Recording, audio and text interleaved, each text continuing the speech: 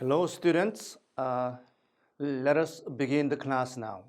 This section will introduce the brief history of modern Korea, and particularly on the division of Korea, and centering around the Korean War and the origins of ROK-US alliance. So the goals of this section helps the students understand why and how Korea was divided into the two Koreas. Before I start the brief history of Korea, let me introduce the definition of foreign policy. What is foreign policy? Foreign policy refers to the strategies or action plans, to accomplish the concrete goals that are defined as national interest. So concrete goals of nation state are as same as national interest. Or let me introduce another definition. Foreign policy seeks for general objectives that guide the activities and relationships of one state in its interactions with other states. So foreign policy seeks for general objectives that would guide the policy behaviors of the country in its relations with other countries. Another definition is that foreign policy defines the goal of national interest, and tries to secure these interests through the exercise of national power, So the goals of nation state could be achieved or secured by the exercise of national power.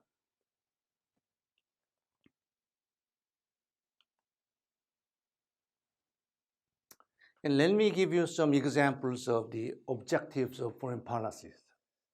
There could be many, but let me introduce a few of them. First, protecting national prestige. Maintaining national prestige is very important because each country has its own prestige or reputation or responsibilities or obligations. It is really important, national prestige, to save the face of the country. Second objective could be developing national power. In other words, increase national power or maximize national power in order to take a better position in its dealing with other countries. Third objective could be to maintain the integrity of the state. Because in order to achieve the integrity of the state must exercise its national power vis-a-vis other countries, or in order to be integrating with other segments of the domestic society or its relations with other countries. States must try hard to maintain the integrity of the state. Third objective could be promoting the common interest. There could be many common interests in each country, common interest which will be shared by a lot of people. For example, common interest can include the freedom from poverty, so everybody has the right not to be hungry, or everybody has the right to live in a comfortable place, either house or apartments or any other residence styles. That's a common interest. And another objective of foreign policy would be providing national security. Probably this is one of the few important national objectives. National security. People has the right to live in a safer environment or not to be attacked by its enemies or foreign powers. National security is a very significant and important and vital national objective. Another example could be maintain the world order. Probably this objective can be achieved by the great powers, such as the US or these days Russia or China or India, Japan, Germany, or something like that. And some other questions rise. Who determines the national interest? Who? In the democratic societies, people determine the national interest, right? And people choose their leaders, political leaders, and who share the similar national interest with the people. And next question is that, are there any objective national interest?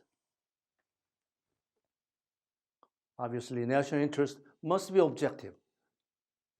National interests must not be subjective, because national interest could be and must be shared by the people.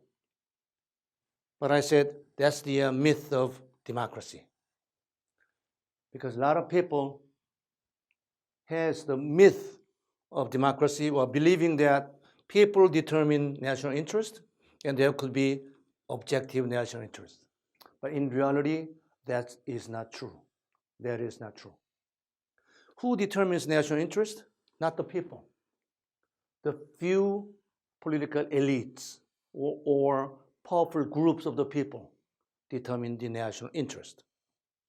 So there are not objective national interest, but subjective interest owned by the few powerful elites. That's the myth of democracy.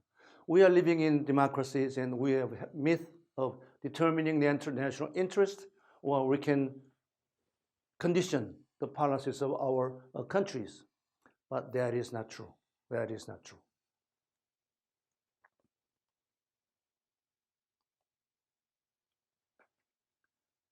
And so in making foreign policies, there could be many determinants or factors. Let me introduce a few determinants or factors of foreign policy. First, size of state territory. How big the country is an important factor for that country to make foreign policies. Big countries such as Russia, the US, Canada, Brazil, or India, Australia should have their own peculiar characteristics in making their foreign policies as a big country. And geography, where their country is located. For example, what about the Korean Peninsula? Korea has 4 neighbors. On the north, Russia. In the west, Korea is over here. Russia in the west, China. Right, Japan, and far right, the US. So Korea has 4 neighbors. They happen to be the 4 great powers in the world. Geography is a significant factor determining the foreign policy. Third is level of economic development. That is true, right?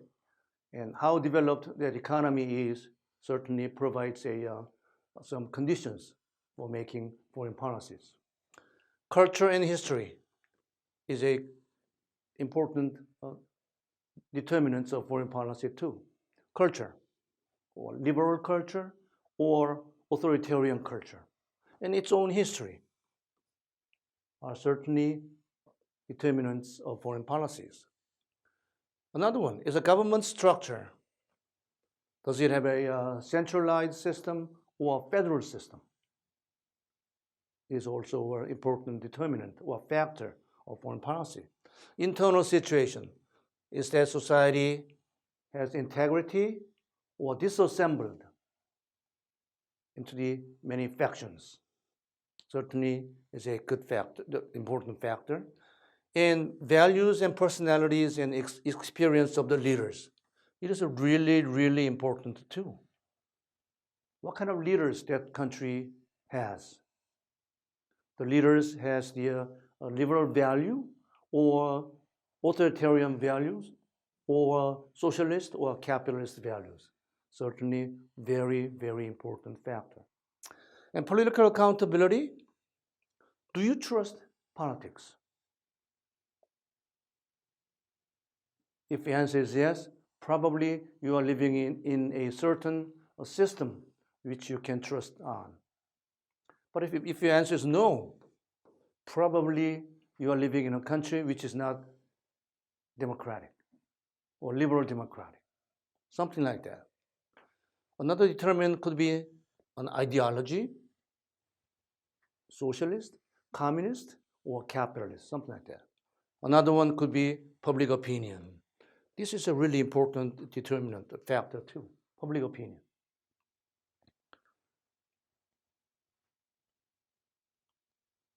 So I introduced 10 factors of making foreign policies in general. But since this section is about the Korean foreign policy, I would rather say that there could be 4 important determinants or factors in making Korean foreign policies. First, history, Korean history, particularly the division of the peninsula. Why and how Korea was divided? And how come that division was eternalized until now? Second is a geography. In other words, its neighboring countries.